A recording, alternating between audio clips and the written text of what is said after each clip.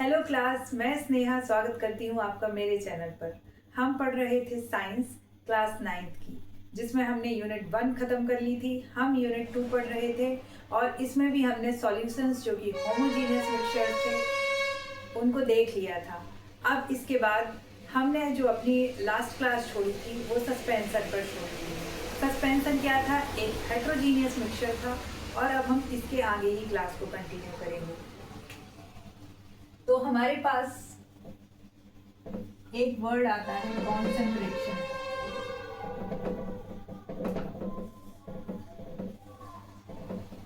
वैसे तो कॉन्सेंट्रेशन का मतलब क्या होता है? एकाग्रता, किसी चीज पर ध्यान केंद्रित करना।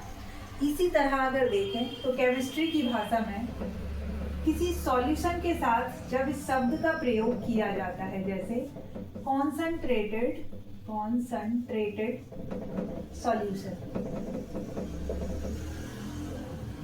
इसका मतलब होता है इस सॉल्यूशन में सॉल्यूट और सॉल्वेंट का क्या रेशियो है।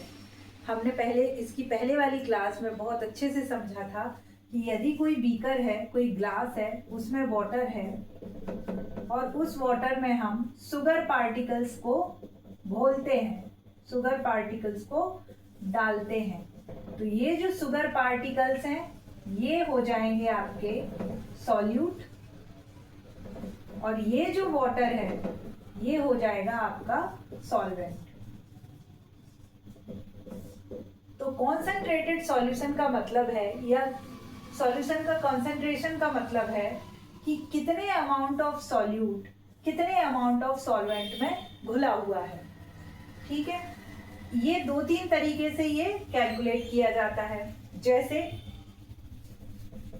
दोनों के मासेस का जब रेशियो लेते हैं तब मास के साथ इसको कैलकुलेट किया जाता है। दोनों के वॉल्यूम का जब रेशियो लेते हैं तो वॉल्यूम के साथ इसको कैलकुलेट किया जाता है। और तीसरा होता है कि सॉल्यूट का मास और सॉल्यूशन का वॉल्यूम के माध्यम से कैलकुलेट करते हैं। तो पहला जो मेथड है कॉन्सेंट्रेशन कैलकुलेट करने का, mass of solute upon mass of solution multiplied by 100। ये हमें क्या दे देगा? वो परसेंटेज दे देगा। किस चीज की? कॉन्सेंट्रेशन की। और अच्छे से देखें तो percentage of solute in the whole solution. जैसे सपोज हमने 20 ग्राम लिया है शुगर, ठीक है, और 300 ग्राम लिया है। ग्राम के टर्म्स में वाटर को ले सकते हैं, तो 300 ग्राम लिया है वाटर, या कोई अदर सॉल्वेंट, कोई दूसरा सॉल्वेंट लिया है, तो हम इसको कैसे कैलकुलेट करेंगे? 20 अपॉन 300 तो सॉल्वेंट है और 20 क्या है? सॉल्यूट, जो हम घोल रहे हैं। तो पूरे सॉल्यूशन का कितना हो जाएगा? क्योंकि फॉर्मूला देखो, फॉर्मूला में क्या है? नीचे सॉल्यूशन है, पूरा जो होल सॉल्यूशन, कंप्लीट जो सॉल्यूशन बन रहा है, जिसमें क्या है? आपका सॉल्यूट भी है और सॉल्वेंट भी है। तो क्या आ जाएगा आपका? दोनों का जोड़, 20 plus 300 that is 320 multiplied by 100। तो ये आपका क्या हो जाएगा? जो भी कैलकुलेट आएगा परसेंटेज में, वो क्या हो जाएगा? आपका आंसर हो जाएगा। तो व्यवहारिक भाषा में अगर देखें तो किसी सॉल्यूशन में सॉल्यूट का कॉन्सेंट्रेशन है ना, किसी सॉल्यूशन में सॉल्यूट का कॉन्सेंट्रेशन कितना है? सॉल्यूट का कॉन्सेंट्रेशन यानी कि मात्रा कितनी है? मात्रा कितनी है? ठीक है, कितने परसेंट में है? वो क्या हो जाएगा? कॉन्सेंट्रेशन ऑफ सॉल्यूशन मतलब जो शक्कर के पार्टिकल्स हमने पानी में घोले हैं, ठीक है, जो शक्कर के पार्टिकल्स घोले हैं हमने पानी में, कितने परसेंटेज घुले हुए हैं, यही है कि कितने पर हम बोलेंगे कि इस ग्लास में कितने परसेंट शक्कर है, वही क्या है, जो कॉन्सेंट्रेशन ऑफ द सॉल्यूशन। अब दूसरा मेथड है मास अपॉन वॉल्यूम। दूसरे मेथड में क्या आ जाएगा, mass of the solute upon volume of the solution, volume of the solution. अच्छा, नीचे हम पूरे सॉल्यूशन की बात करते हैं, कंप्लीट सॉल्यूशन की। सॉल्यूशन में क्या क्या है, सॉल्यूट भी है जिसको हमने घोला है ना शक्कर, प्लस सॉल्वेंट भी है, पानी भी है, दोनों, तभी तो अपन निकालेंगे ना, अलग अलग थोड़ी बोलेंगे। तो ये मल्टीप्लाइड बाई 100। और जो थर्ड है वो आपका है volume of solute upon volume of solution multiplied by 100। हम डेफिनेशन वाइज कह सकते हैं कि कॉन्सेंट्रेशन का मतलब होता है कॉन्सेंट्रेशन इन सॉल्यूशन।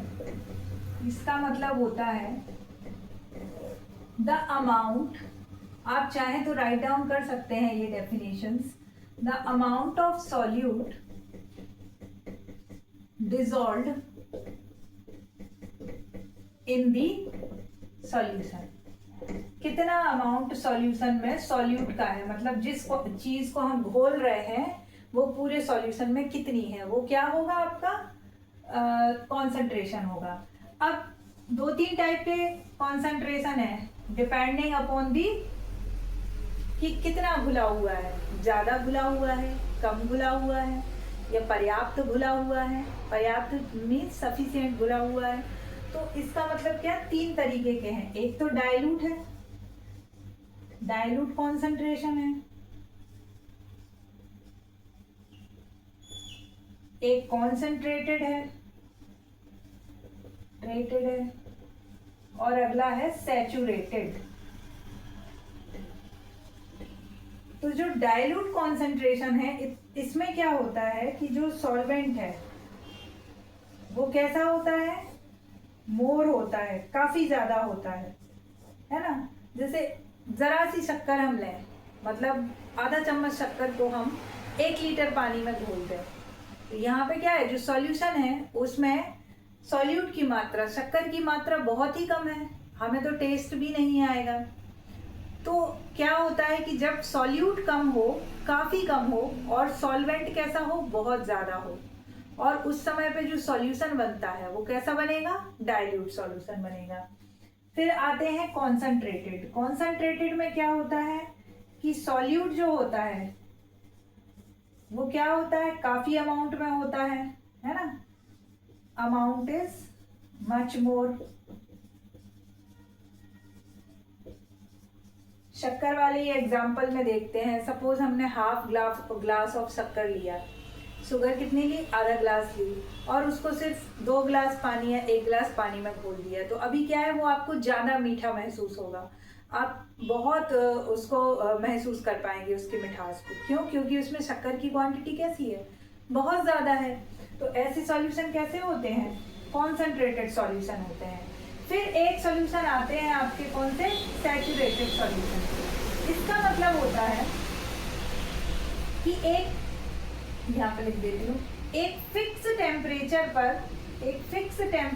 पर किसी सॉल्यूशन में, एक फिक्स टेम्परेचर पर, एक अपन ने पर्टिकुलर एक टेम्परेचर सेट कर लिया कि 30 डिग्री सेल्सियस, ठीक है। एक पर्टिकुलर टेम्परेचर पर उस सॉल्यूशन में, जो घोल हम तैयार कर रहे हैं, उस सॉल्यूशन में मैक्सिमम कितना सॉल्यूट ऐड किया जा सकता है, मैक्सिमम वो कितना सॉल्यूट ऐड कर सकता है, डिसॉल्व कर सकता है अपने अंदर। मतलब हम एक पर्टिकुलर टेम्परेचर में उस सॉल्वेंट में, उस क्वांटिटी में जिसमें हमें क्या करना है, अपना जो सॉल्यूट है जिसको हम घोलते हैं, जैसे सॉल्यूट मतलब आप शक्कर से रिलेट कर लीजिए, सॉल्वेंट मतलब आप पानी से रिलेट कर लीजिए, और सॉल्यूशन मतलब इन दोनों का घोल, इन दोनों का मिक्सचर। तो एक पर्टिकुलर टेम्परेचर पर हम कितना maximum amount of solute dissolve कर सकते हैं सॉल्यूशन में, वो होगा इसका सैचुरेशन। वो जो स्टेज होगी वो कौन सा सॉल्यूशन होगा? Saturated solution. मतलब अब उसके बाद हम उसमें और ऐड नहीं कर सकते हैं, अब उसके बाद हम उसमें और ऐड सॉल्यूट नहीं कर सकते हैं, पर्याप्त ऐड हो चुका है, इसके बाद उसकी कोई क्षमता नहीं है ऐड करने की। तो वो कौन सा सॉल्यूशन होगा? सैचुरेटेड सॉल्यूशन होगा। और वो जो लिमिट होती है सॉल्यूट की, वो सैचुरेटेड लिमिट होती है। इसके बाद अनसैचुरेटेड कौन से होते हैं? अनसैचुरेटेड मिक्सचर्स या अनसैचुरेटेड सॉल्यूशन वो सॉल्यूशन होते हैं जिसमें कि आपका सॉल्यूट सैचुरेशन की स्टेज से पहले तक घुला हुआ हो, मतलब उससे भी कम हो। भाई आपने फिक्स कर लिया एक पर्टिकुलर टेम्परेचर पर maximum amount of solute that can be dissolved in solution is saturated solute और सैचुरेटेड सॉल्यूशन। और lesser than the saturated amount of solute क्या होगा? Unsaturated solution. हिंदी में सैचुरेशन को संतृप्तता बोलते हैं। तो जो सैचुरेटेड सॉल्यूशन है, सैचुरेटेड मिक्सचर्स हैं, वो आपके क्या होंगे? संतृप्त घोल होंगे। मतलब अब उनमें आप और ज़्यादा नहीं घोल सकते हैं क्वांटिटी, और ज़्यादा ठोस को आप उसमें नहीं घोल सकते, आपने मैक्सिमम उसको घोल दिया है उसमें सॉल्यूशन में, अब आप और ज़्यादा उसमें नहीं मिला सकते हैं। तो ऐसे कैसे होंगे? संतृप्त होंगे। हेट्रोजीनियस मिक्सचर में हमने सस्पेंशन का एग्जाम्पल देखा था। सस्पेंशन क्या होता था? जब हमने रेत के कणों को ग्लास में घोला था, पानी के ग्लास में घोला था, तो वो एक सस्पेंशन मिक्सचर बन गया था। मिक्सचर मतलब दो तरह के मैटर का मिक्स हो जाना। तो वो कैसा मिक्सचर था? सस्पेंशन मिक्सचर था, उसका नाम सस्पेंशन था। अच्छा, क्यों सस्पेंशन था? क्योंकि जैसे ही उसको फिल्टर करते हैं या जैसे ही उसको छोड़ देते हैं, उस ग्लास ऑफ वाटर को बिना डिस्टर्ब किए अगर छोड़ देते हैं, तो जो पार्टिकल्स हैं रेत के, जो सैंड पार्टिकल्स हैं, वो नीचे कैसे हो जाएंगे? जम जाएंगे, सस्पेंडेड हो जाएंगे उस मिक्सचर से। That's why it is called a suspension. इसके साथ ही हमने इसमें देखा था कि ये अनस्टेबल टाइप का एक मिक्सचर है। क्यों है अनस्टेबल? क्योंकि आप जब इसको छोड़ देते हैं अनडिस्टर्ब्ड, इसको बिना छुए छोड़ देते हैं, तो इसके रेत के कण जो हैं वो कैसे हैं? नीचे बैठ जाते हैं, और इसी वजह से क्या होता है? ये सस्पेंशन नहीं बचता। तो ये स्टेबल कहाँ हुआ? स्टेबल का मतलब होता है कि भाई जो उसका नाम है उसमें फिक्स रहे, उस पर अडिग रहे। तो सस्पेंशन अडिग तो नहीं रहा, क्योंकि हमने उसको जैसे ही छोड़ दिया उसके जो पार्टिकल्स हैं वो नीचे बैठ गए, अब वो मिक्सचर नहीं रहा। दूसरी चीज़, इसको हम आराम से फिल्टर कर सकते थे, फिजिकल मेथड से फिल्टर करके आप रेत के कण अलग कर सकते हैं। तो इसी कड़ी में हम एक और चीज पढ़ते हैं, कोलाइड्स। ये भी एक हेट्रोजीनियस मिक्सचर है, लेकिन आप देखते हैं इसका जो एग्जाम्पल है मिल्क। आप जब इसको देखेंगे तो आपका सवाल होगा कि ये तो हमें सारी जगह होमोजीनियस फील होता है, क्योंकि हमने होमोजीनियस मिक्सचर की डेफिनेशन पढ़ी थी कि the mixture feels same through out, कि हर पोर्शन पे आपको कैसा महसूस हो रहा था? समान हो रहा था। भाई रेत और ग्लास का, पानी का जो मिक्सचर था, वो आप अलग अलग उसको महसूस कर पा रहे थे, लेकिन जो मिल्क है वो तो आपको थ्रू आउट द सेम लगता है, वो तो उसके अंदर तो एक यूनिफॉर्मनेस है। बट यहाँ पे पॉइंट आता है कि ये जो कोलाइड है, ये 2 मैटर 3 मैटर का ही कॉम्बिनेशन है ना? 2-3 मैटर का ही मिक्सचर है। मिल्क में क्या क्या है? वाटर है, फैट है, प्रोटीन है, लेकिन ये पार्टिकल्स इतनी छोटी साइज के होते हैं, कोलाइड्स में इतनी छोटी साइज के पार्टिकल्स होते हैं कि वो सारे दूसरे जो भी मैटर हैं उन मैटर में सारी जगह स्प्रेड हो जाते हैं यूनिफॉर्मली, और वो इस वजह से हमें कैसा फील होता है? जैसे कि होमोजीनियस मिक्सचर हो, बट वो कैसा होता है? हेट्रोजीनियस मिक्सचर होता है। अच्छा, सेकंड पॉइंट, इसकी और क्या प्रॉपर्टी हुई? इसको क्या हम नेकेड आई से देख सकते हैं? बिल्कुल नहीं देख सकते हैं, नेकेड आई से बिल्कुल नहीं इसको समझ सकते हैं। दूसरी चीज क्या है? इसको हम फिजिकल मेथड से फिल्टर कर सकते हैं? बिल्कुल नहीं कर सकते हैं। तीसरी, क्या ये लाइट बीम को स्कैटर करेगा?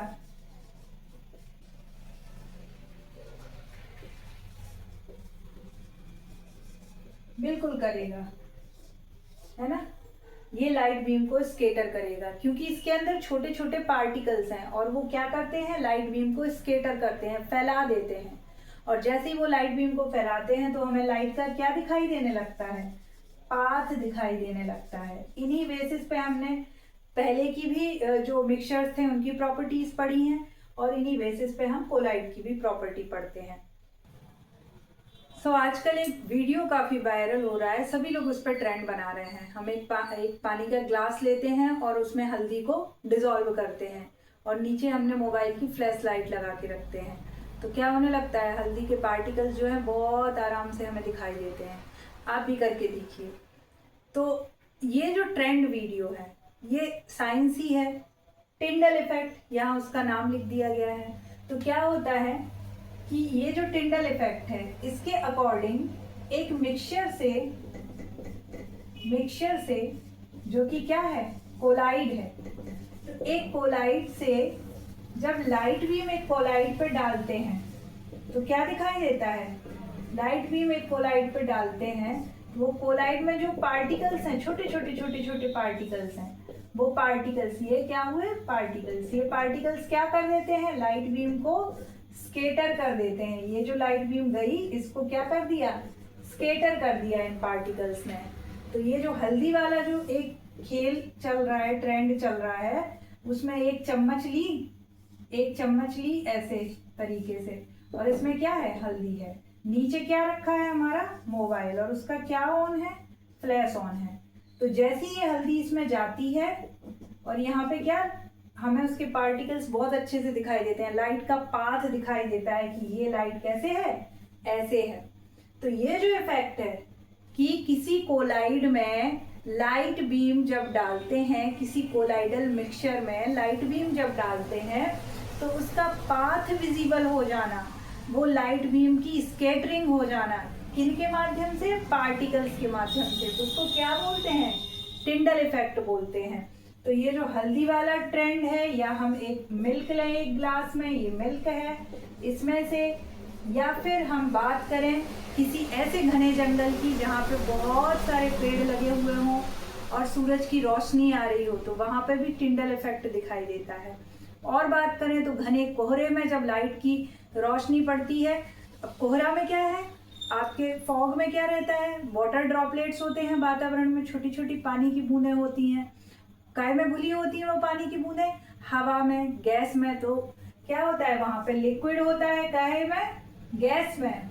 तो ये क्या हो गया, एक कोलाइड हो गया। इसके पहले हमने सारे मिक्सचर्स पढ़ ही लिए हैं, तो ये एक कोलाइड हो गया।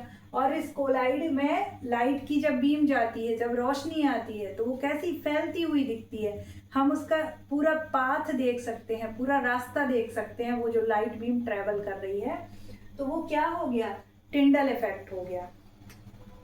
और अगर वैसे देखा जाए कि पार्टिकल्स और स्केटरिंग और ये शब्दों का क्या रिलेशन है, तो देखिए, सपोज इसमें कुछ पार्टिकल्स हैं, ठीक है, ये कोई पार्टिकल्स हैं किसी मैटर के।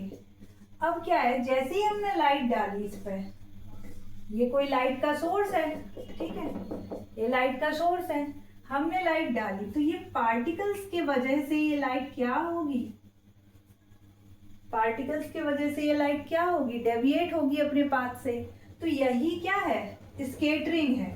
तो फाइनली जो स्केटरिंग वर्ड बार बार बोला जा रहा है वो क्या है, ये लाइट के पाथ का डेविएशन।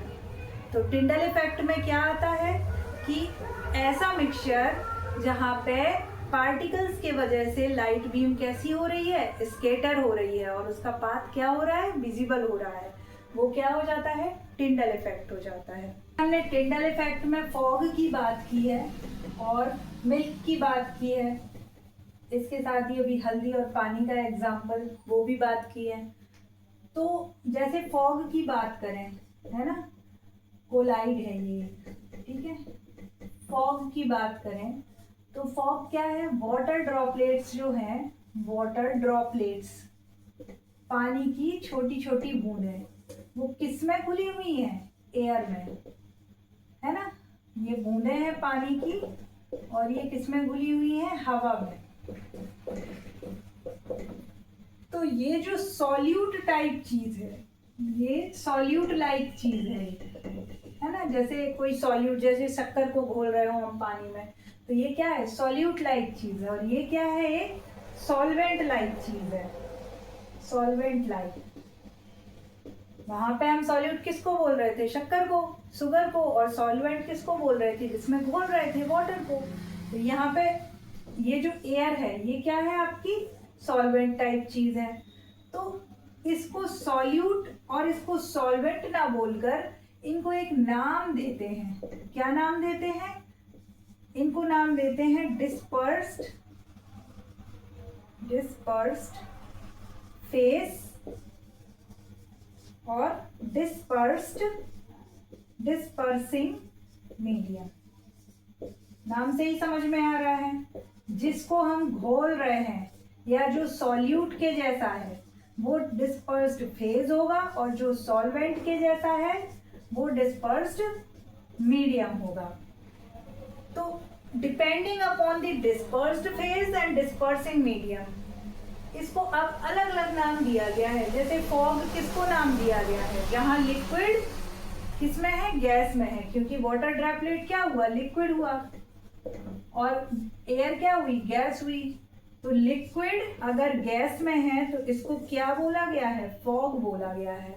तो ऐसे ही अलग अलग चीज है कि अगर गैस सॉलिड में हो तो क्या बोलते हैं, है ना। उसका क्या एक एग्जाम्पल है, जैसे एग्जाम्पल तो स्पॉन्ज है, क्योंकि स्पॉन्ज में क्या होते हैं, छोटे छोटे छेद होते हैं, और वहां पे क्या भर जाती है, एयर भर जाती है।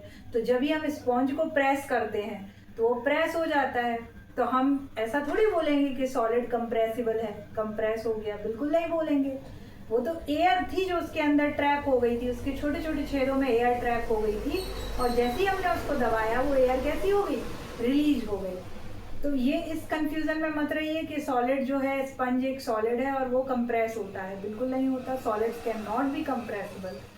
और दूसरी चीज कि इसके अलग अलग नाम हैं, कि एयर आपका सॉलिड में अगर जो डिस्पर्सिंग मीडियम है सॉलिड है और डिस्पर्स्ड फेज गैस है, तो उनके मिक्सचर को क्या बोलेंगे। तो इसके बाद में वही टेबल आपको बताती हूँ।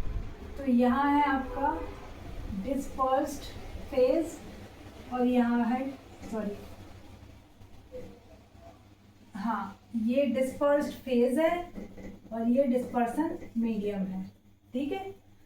तो सबसे पहले हम देखते हैं, कोलाइड्स की ही बात कर रहे हैं। कोलाइड्स में दो मैटर हैं, चाहे वो किसी भी अलग अलग स्टेट के मैटर हैं, वो मिक्स हो रहे हैं, उसको कोलाइड बोलते हैं। और इन्हीं कोलाइड को अलग अलग depending upon the dispersed phase and dispersion medium अलग अलग नाम दिए गए हैं।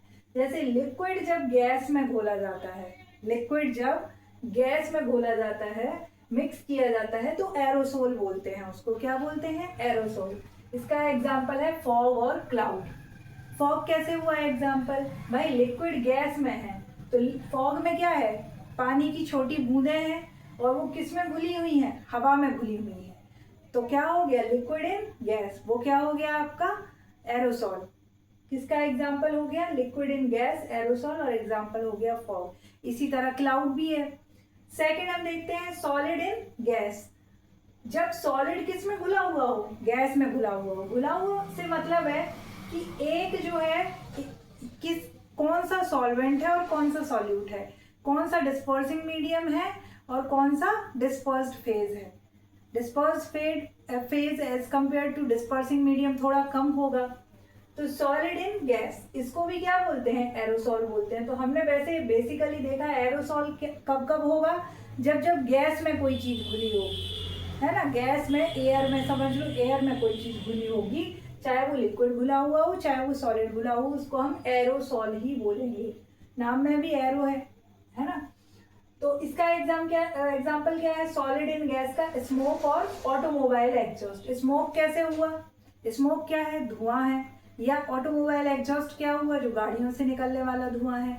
दोनों में ही क्या है, कार्बन पार्टिकल्स हैं, सॉलिड कार्बन पार्टिकल्स हैं, और वो किस में घुले हुए हैं, हवा में घुले हुए हैं, गैस में घुले हुए हैं। तो ये आपका हो गया एरोसोल, सॉलिड इन गैस का एग्जाम्पल।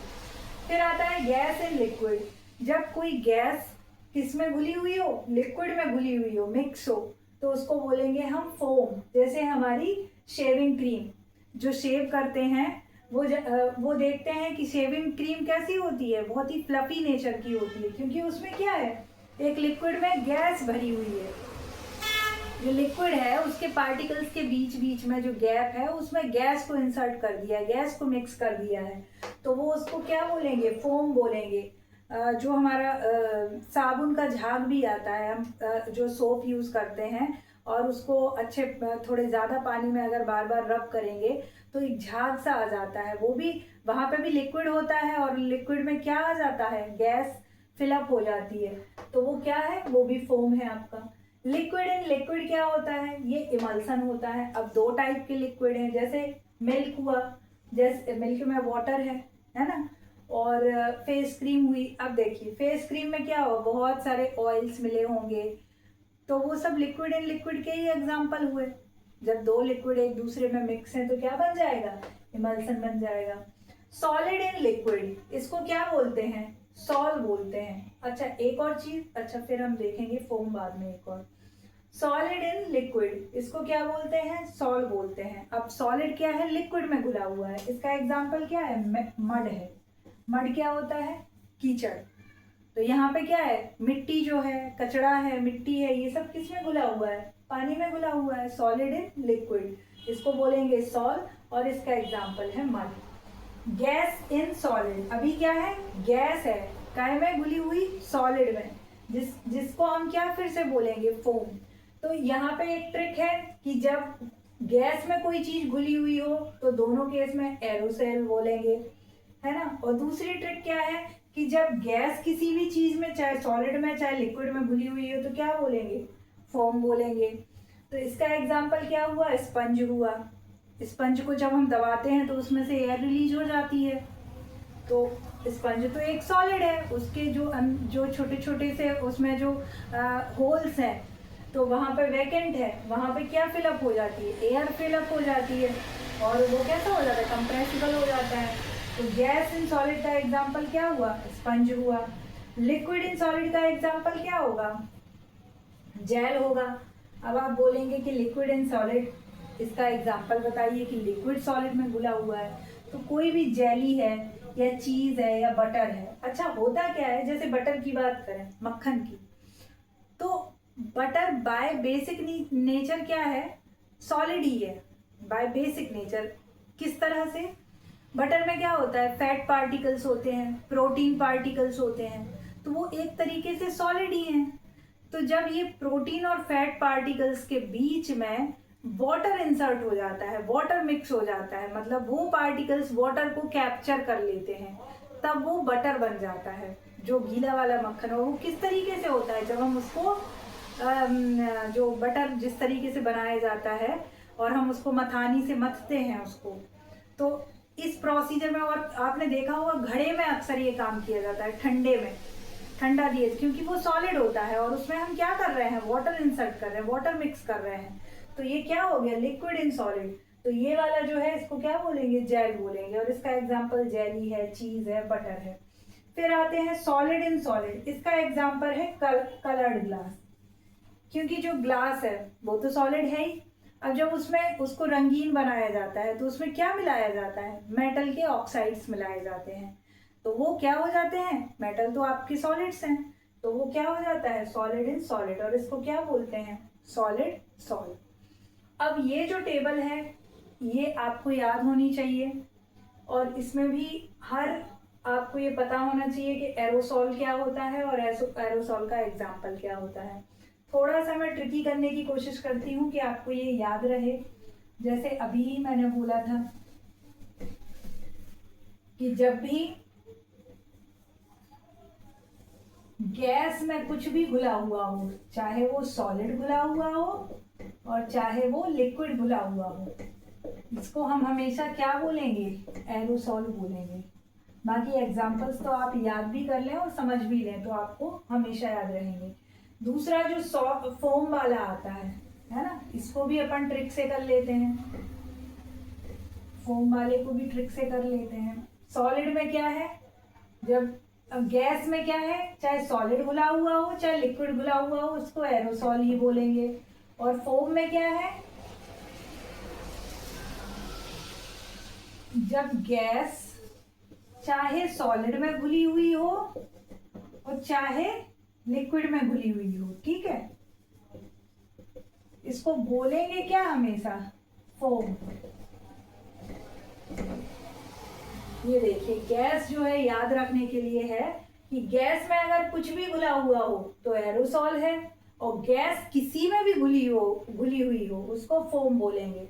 बाकी एग्जाम्पल से याद रखेंगे तो उसके नाम भी याद आ जाएंगे। बाकी आप देखिए ये इनकी ट्रिक्स हो चुकी थी, तो ये आपको याद रहेगा। दूसरा याद रखने के लिए, सॉलिड को सॉलिड में मिक्स कर रहे हैं तो सॉलिड सॉल्ट बोलेंगे, नाम से ही है, तो ये भी आपको याद हो जाएगा।